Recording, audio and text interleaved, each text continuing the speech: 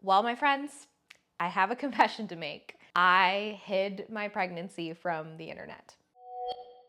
Now, if you're seeing this video, it means that I have successfully given birth, revealed said baby, and my secret is out into the world. But as I am filming this, I am currently 23 weeks pregnant, and I wanted to make sure that I had a video ready in order to give you all a little bit of a behind the scenes glimpse as to why I made the decision to hide said pregnancy. Also, because it's me and I am who I am, of course, there's going to be some behavior change lessons tied in along the way. The number one most overarching reason that I chose to hide my pregnancy from social media is because I wanted to. Now, on social, if you follow me on Instagram, I talk a big talk about transparency. I really like to be one of the people online that shows my true life, shows the ups and downs, the good and the bad, the no makeup days and the days when I look like this. And all of that is really important to me.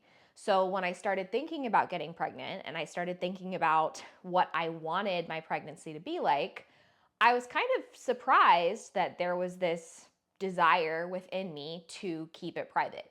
It felt kind of contradictory to what I normally would have done or how I normally would have approached something big that was happening in my life. However, what I want you to know, what I want you to learn from this is my friend Sarah Tierney says this to me all the time. She says, I want to is a good enough reason. And so while I'm gonna go into more details, while I'm gonna go into a couple other specific reasons why I chose to hide the pregnancy, above all, the reason was just I felt like it. It came from a place of pure desire. It was just something I wanted to do. And so I did it. Now, I would love for you to think about that and to think about, is there something in my life that I want to do, but maybe there's not a good reason. Maybe it doesn't feel like it aligns with how I usually live my life, but I have this desire that I can't shake in order to do it. And can you allow yourself to pursue something just based on pure desire itself? So with that out of the way, let's get into a little bit more concrete reason number 1, 2, and 3 why I chose to hide my pregnancy. Reason number 1 is I wanted to set a precedent. Now, there's a lot of dialogue right now about kids being online, whether kids should have their faces online, whether kids should have their own account. And let me just say that I'm not here to judge any other parent on what any other parent decides to do with their personal social media platforms and their kids. However, I did have a conversation with my partner before we got pregnant, and we pretty much unanimously decided that we didn't want any identifying information about our kid on social media for safety purposes. That includes their name, that includes their birth date, weight, that kind of thing. And that also includes choosing not to show their face on social media. When it comes to my personal Instagram is about me. It is about my journey, and it is about behavior change and behavior change education. And I am not an expert on pregnancy. I am not an expert on children. I am not an expert on how to parent. And so I wanted to draw a clear line in the sand of these are the things that I talk about and these are the things I don't talk about. I felt like it would have been a really abrupt transition if I had been so transparent about my pregnancy online and showed y'all the ups and downs and the behind the scenes and the back and forth. And then all of a sudden, once the baby was born, I was like, by the way, we're not talking about this anymore. That wouldn't have made any sense. But by choosing to hide my pregnancy and then eventually reveal that I have a baby, I give myself an opportunity to say, hey, my family is an area of my platform that I'm not interested in discussing with the wider public. Now, the lesson I want you to learn from this is that it's okay to have boundaries. You just need to be responsible for communicating those boundaries to other people. I understand that people are absolutely going to ask me about my journey with pregnancy. I understand that people are absolutely going to ask me about my journey with becoming a mom and those first few months and how everything goes and baby this and baby that. I'm absolutely going to get those questions, and I may answer some of them. But ultimately, I know that it's my responsibility to hold where the boundary is. And someone asking me questions isn't them crossing that boundary. It's my responsibility to behave in a way that is aligned with the boundary. So you can ask, and in some cases, I just may not answer. And that brings me to reason number 2, which I'm just gonna be brutally honest in this one, so hang with me. There is no group of people in this world that is worse about offering unsolicited advice than parents. I understand. On Instagram, I have a platform and I am there to help people. And so lots of people on Instagram want to help me. I share something I'm reading and I have 15 suggestions for a new favorite book. I share the fitness app that I'm using to track my food, and I have 10 people telling me that some other app is better. It is the nature of social media. It is something that I came into now that I am large enough on social media to be considered a micro influencer.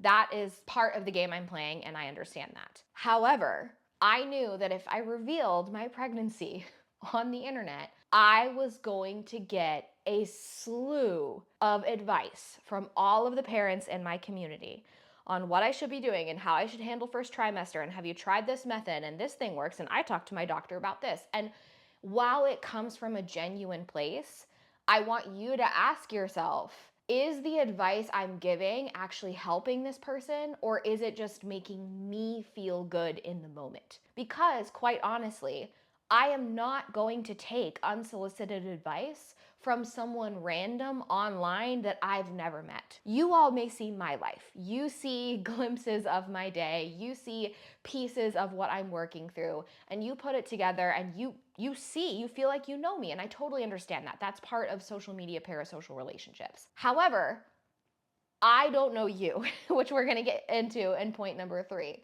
And so when you come onto my platform and you give me random advice on something, especially when tons of people are giving pieces of random advice, it just turns into an overwhelming scenario. In pregnancy, particularly my first pregnancy, I knew that I was going to be in an emotionally vulnerable place.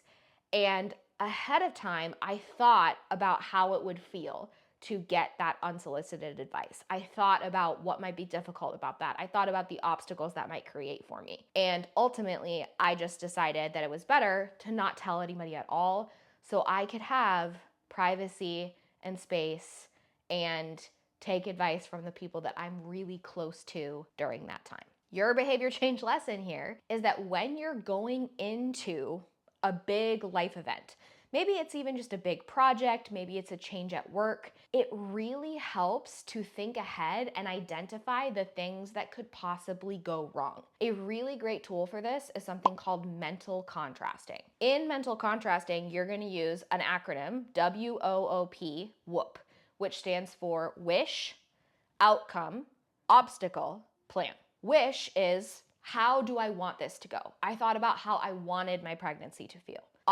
Outcome is, what do I want the outcome to be? The outcome that I wanted was a peaceful pregnancy where I was trusting my own doctors, my own healthcare providers, and my own instincts over the views of random other people. Obstacles. I knew that unsolicited feedback was going to put me in an anxiety spiral, and so my plan, P, was to avoid that altogether. You can use this exact same evidence-based mental contrasting acronym anytime you're going through a life change and you want to get a little bit ahead of the problems that you might encounter. And the very last point, point number 3, is I do think that we all need a reminder every once in a while that the people that we see online, we're not seeing their real lives. Reason number 3 is, quite honestly, that I think we all need a harsh reminder every once in a while that we do not know the people that we are seeing online. We are seeing one tiny fraction of their lives. Even if I catalog my whole day on stories, you're seeing maybe 24 minutes of my 24-hour day. And it's very easy for you to not get the whole picture, even if the whole picture is not something I'm trying to hide. I never once during pregnancy made it seem or said I was working out when I wasn't working out. And yet, I still got questions every single week in my Q&A from the perspective of people who were assuming I was still in a regular workout routine, despite the fact that I wasn't showing workouts, I wasn't talking about it. None of it. I also think it's important to realize that you don't know what someone else is going through. And so if you are wondering why someone's showing up a certain way, if you are watching someone else's social media and you're making conclusions about your life or behavior, or you're making comparisons between your life and their life, you have no clue what you're actually comparing themselves to. Like I said many times in this video, I genuinely like being on Instagram. I feel like we have an amazing community there. I feel connected to the people in my audience. I do a lot to be transparent and show you all my real life. But there are times when I want to grab each of you and shake you and tell you, hey, you are the expert on your own life. You cannot compare your life to mine. And determining your approach to behavior change based on what you see me do is a bad strategy. That goes across the board. Determining your behavior, determining your habits, determining your approach based on what you see someone else doing online is a bad idea. And is probably one of the reasons, if you're frustrated with behavior change, that you're struggling to see things work. My habits, my routines, my tools, my approach these last 6 months that I've been pregnant has been very specifically based on my life circumstances and the real psychology of change. That's the equation. Circumstances plus science equals approach. And you have your own unique circumstances, which is why you need the science, that's what we teach inside Change Academy, in order to craft your own approach. And when you finally are doing that, rather than copying people you see online, or rather than spending more time watching other people's lives than you are cultivating your own, that is what's going to make a huge change in your life. So that's it. Those were my 3/4 reasons. I wanted to set a precedent. I thought that was really, really important. I wanted to shield myself from the obstacle and the hardship that I knew unsolicited advice would be. And I wanted to make a point and help us all learn a lesson about what we are and are not seeing when we watch other people's lives online. Above all, I hid my pregnancy because I wanted to. And I can say that at 23 weeks, this pregnancy has been hard in a lot of ways. It has been anxiety inducing in a lot of ways. It has been emotionally difficult in a lot of ways. It has been physically difficult in tons of ways. And I will talk about that in a later video. And I am so glad that I thought ahead of time about how I wanted this experience to go. I focused on what I could control, and I 100% went all in on controlling those things. So that's my advice that I have to you. Focus on what you can control, set your boundaries, and above all, follow what you want to do.